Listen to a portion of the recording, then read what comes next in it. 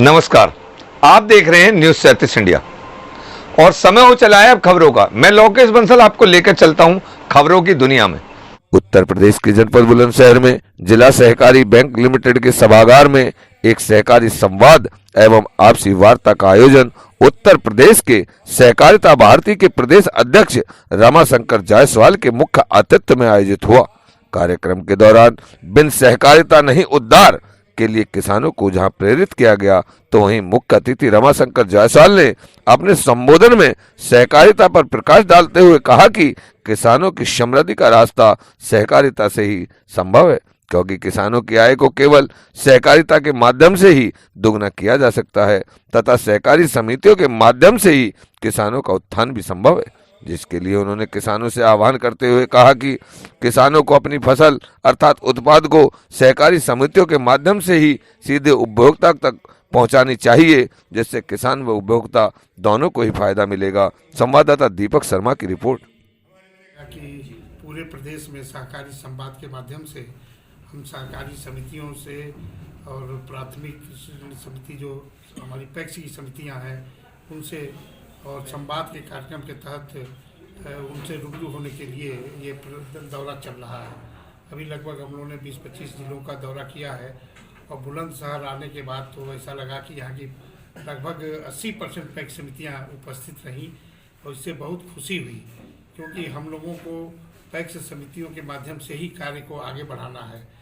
जैसे मैंने कहा, सहकार भारती का जो उद्देश्य है शुद्धि बुद्धि समृद्धि, यानी सहकारिता में शुद्धि कैसे आवे, उसकी वृद्धि कैसे हो और उसके द्वारा समृद्धि कैसे हो।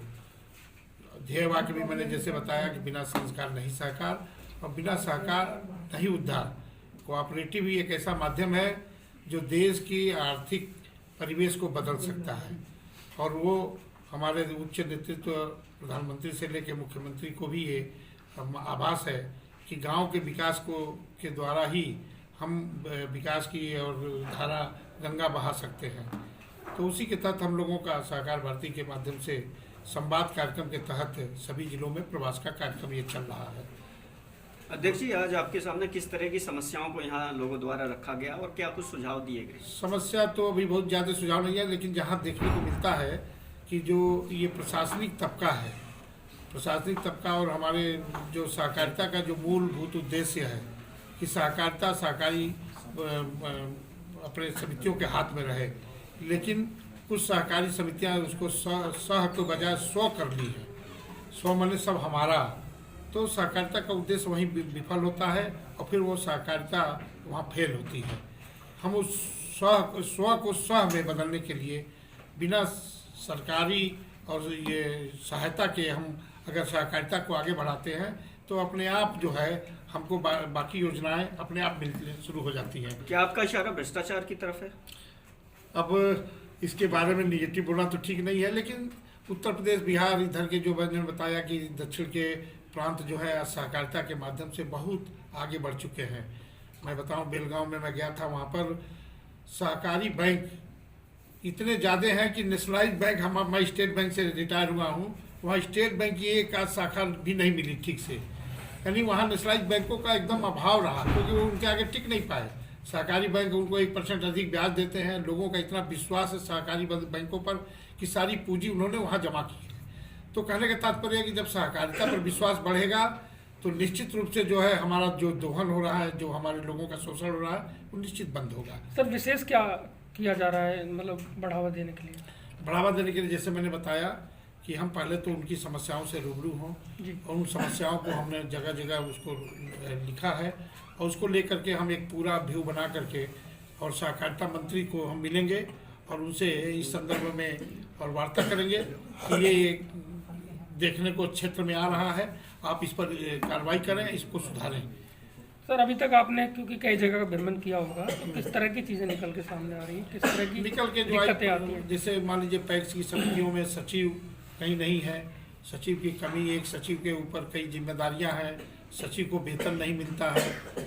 दूसरे जो प्रशासनिक अधिकारी हैं वो केवल एक कहा जाए कि वो खाना पूर्ति करते हैं और वो जैसे एडमिनिस्ट्रेटर का भाव लेकर के चलते हैं, सहकारिता का भाव उनके अंदर नहीं देखने को मिलता है। तो हमारी सहकारी समिति के लोग परेशान होते हैं, उनको चक्कर लगाना पड़ता है। कोई सोसाइटी का रजिस्ट्रेशन कराना हो तो उनको दौड़ना पड़ता है, जबकि ये एक फंडामेंटल राइट हो गया है उनको करने में, और वो टाल मटोल करते हैं। तो हमारे जनप्रतिनिधि भी हैं, वो सहकारिता को हमको लगता है कि बहुत गंभीरता से नहीं लेते हैं। जगह जगह हमारे सांसद हैं, विधायक हैं, उनको लेना चाहिए। और हम लोग यही प्रयास कर रहे हैं कि अपने जनप्रतिनिधियों से भी मिल करके, हमारे जो जिला पंचायत के, जिला सहकारी बैंक के अध्यक्ष हैं, इन लोगों से कि उनके संबंध रहते हैं और उनसे इस आवाज़ को उठाने की कोशिश करते हैं। और हम सहकारी समितियों में अपने सहकारिता के, सहकार भारती के बंधुओं को भी भेजने का और प्रयास करते हैं कि जो जाएंगे तो उन समितियों में जब वो प्रवेश करेंगे, हमारे संस्कारित लोग जाएंगे तो धीरे धीरे उन समितियों को का, और कहा जाए कि जो शुद्धिकरण भी होगा। अभी एनसीयूआई का चुनाव दिल्ली में कल हुआ, उसमें एनसीयूआई के चुनाव में और हम सहकार भारती ने पहली बार, और उसमें जो है अपने 5 डायरेक्टर और चुनवाने में कामयाब हुई है।